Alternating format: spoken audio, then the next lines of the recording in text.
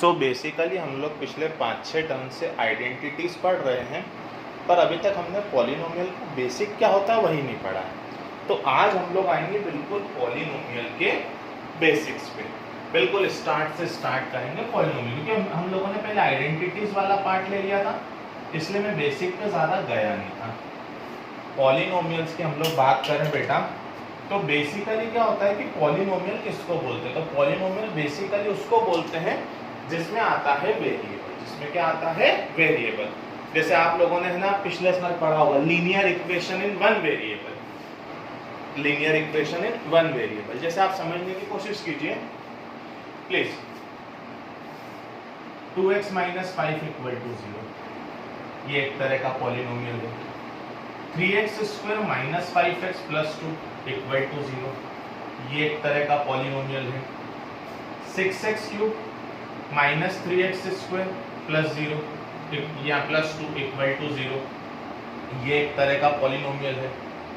पर सुनना अच्छे से, अब जरूरी नहीं है x ही आ जाए, कभी ऐसा लिखा जाएगा 6x + 5y + 3z = 0, तो ये भी पॉलिनोमियल है। बस ये सब पॉलिनोमियल है विद वन वेरिएबल, इसमें एक ही वेरिएबल आ रहा है x। ये भी पॉलिनोमियल है विद वन वेरिएबल, ये भी पॉलिनोमियल है विद वन वेरिएबल। पर अगर मैं इसकी बात करूं तो ये पॉलिनोमियल है विद थ्री वेरिएबल। तीन अलग अलग तरह के वेरिएबल आ रहे हैं, एक x आ रहा है, एक y आ रहा है, एक z आ रहा है। इसमें एक चीज और आती है, वो आती है डिग्री। क्या आती है? डिग्री। डिग्री मतलब इसकी हाईएस्ट पावर कितनी है? कुछ नहीं है, मतलब नहीं लिखी है पावर, मतलब 1 है, मतलब इसकी डिग्री हो गई 1। इसमें हाईएस्ट पावर कितनी है? 2, तो इसकी डिग्री हो गई 2। इसमें हाईएस्ट पावर कितनी है? 3, तो इसकी डिग्री हो गई 3। इसमें x y z आ तो रहे, पर किसी की भी पावर काय से ज्यादा नहीं है, 1 से ज्यादा, तो डिग्री कितनी हो गई? 1। तो अभी तक हम लोग क्या सीख रहे हैं कि पॉलिनोमियल। तो पॉलिनोमियल क्या होता है, तो पॉलिनोमियल क्या नहीं होता है, कब पॉलिनोमियल नहीं होगा। तो पॉलिनोमियल कब कब नहीं होता है, बहुत अच्छे से सुन लेना प्लीज। पहली चीज, वेरिएबल कभी भी रूट में नहीं आना चाहिए, क्लियर है? दूसरी चीज, वेरिएबल कभी भी अपॉन में नहीं आना चाहिए। अंतर समझना, अगर कहीं पे लिखा हुआ है 2√x + 2 तो वो पॉलिनोमियल नहीं है, पर कहीं पे लिखा हुआ है √2x + 2 तो वो पॉलिनोमियल है। बेटा नंबर रूट में आए चलेगा, रूट में कौन नहीं आना चाहिए? वेरिएबल। अगर वेरिएबल रूट में आता है तो पॉलिनोमियल नहीं है, और नंबर रूट में आता है तो पॉलिनोमियल है। प्लीज अंतर समझना, वेरिएबल रूट में आता है तो पॉलिनोमियल नहीं है, और नंबर रूट में आता है तो पॉलिनोमियल है।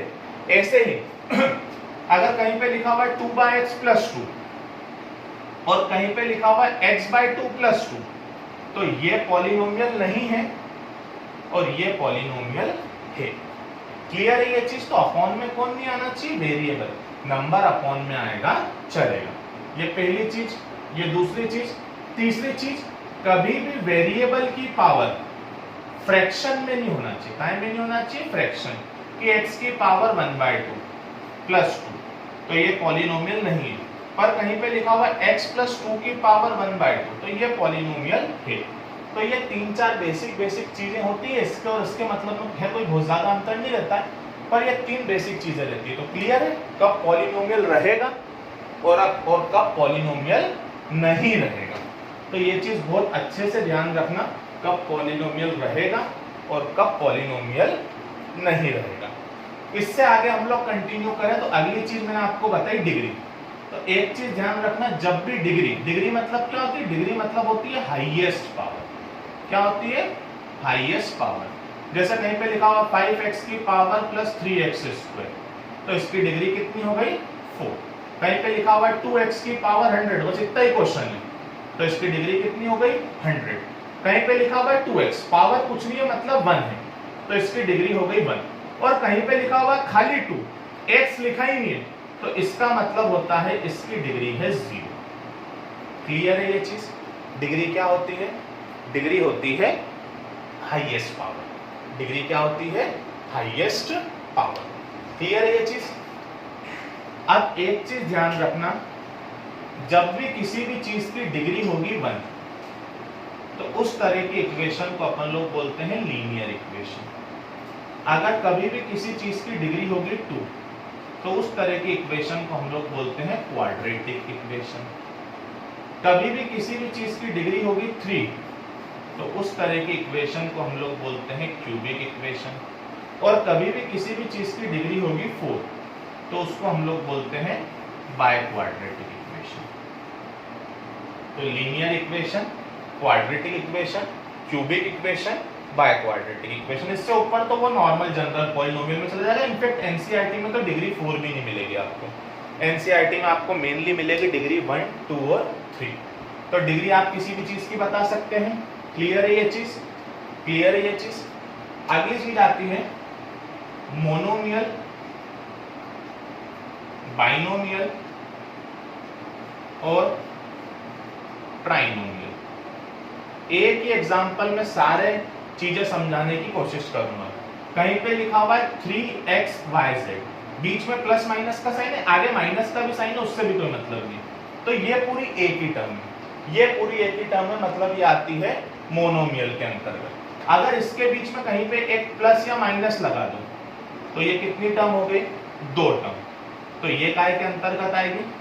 बाइनोमियल। काय के लिए आएगी? बाइनोमियल। और इसी चीज में अगर मैं एक प्लस माइनस का साइन और लगा दूं तो ये कितनी टर्म हो गई? 3 टर्म। तो ये काय में आएगी? ट्राइनोमियल। डिग्री अलग चीज है, मोनोमियल, बाइनोमियल, ट्राइनोमियल अलग चीज है। आई होप सो आपको क्लियरली समझ में आ रहा होगा क्या होता है मोनोमियल, क्या होता है बाइनोमियल और क्या होता है ट्राइनोमियल। क्लियर है आपको? मोनोमियल, बाइनोमियल और ट्राइनोमियल में डिफरेंस। इसके बाद बेटा मोनोमियल, बाइनोमियल, ट्राइनोमियल से अपन थोड़े से ऊपर जाओ तो अगली चीज आती है मोनोमियल, बाइनोमियल, ट्राइनोमियल से ऊपर जाओ तो अगली चीज आती है कोफिशिएंट। क्या आता है? कोफिशिएंट। जैसे कहीं पे क्वेश्चन लिखा है x³ माइनस 2x² या 5x³ minus x plus 5 minus x की पावर 4, ये पूरा क्वेश्चन है। आपको इसमें सबके कोफिशिएंट बताना है कि कोफिशिएंट ऑफ x की पावर 4, तो x की पावर 4 के साथ क्या मल्टीप्लाई में आ रहा है? या कुछ भी नहीं है, मतलब 1। तो कोफिशिएंट ऑफ x की पावर 4 हो गया -1। ऐसे ही आपसे बोला कि आप कोफिशिएंट ऑफ x³ बताओ, तो x³ के साथ कौन मल्टीप्लाई में आ रहा है? +5। अगर यही आपसे बोला कि आप कोफिशिएंट, यहाँ मान लो प्लस का साइन है, कोफिशिएंट ऑफ x² बताओ, तो वो कितना हो गया? -2। आपसे बोला आप कोफिशिएंट ऑफ x बताओ, इसका लिए कुछ नहीं आ रहा, मतलब कितना है? 1। तो कोफिशिएंट ऑफ x हो गया 1 और कांस्टेंट है इसमें 5। तो इस तरीके के आपके एनसीईआरटी में क्वेश्चन दिए गए π/2 x² + 2 कि इसमें x² का कोफिशिएंट बताओ, तो कोफिशिएंट ऑफ x² काय के इक्वल हो जाएगा? π/2 के। x² + 5 का x² का कोफिशिएंट बताओ, तो इसका के कुछ नहीं आ रहा, मतलब इसका कोफिशिएंट हो जाएगा 1। पर मान लो ऐसा क्वेश्चन है कि x + 5, 3x + 5, इसमें आपसे बोला कि आप कोफिशिएंट बताओ x² का, तो क्या इसमें x² आ रहा है? तो इसमें x² वाली टर्म ही नहीं आ रही है। जब वो टर्म ही नहीं आ रही और आपसे उसका कोफिशिएंट पूछा हो तो उसका कोफिशिएंट होता है 0। जब कोई टर्म ही नहीं आ रही और आपसे उसका कोफिशिएंट पूछ रखा है तो उसका कोफिशिएंट कितना होता है? 0। ये बिल्कुल बेसिक लेक्चर था, ये बहुत अच्छे से आप लोग इसको रिवाइज कर लेना और जहां भी डाउट आए आप पर्सनली मेरे को मैसेज कर देना। क्लियर है?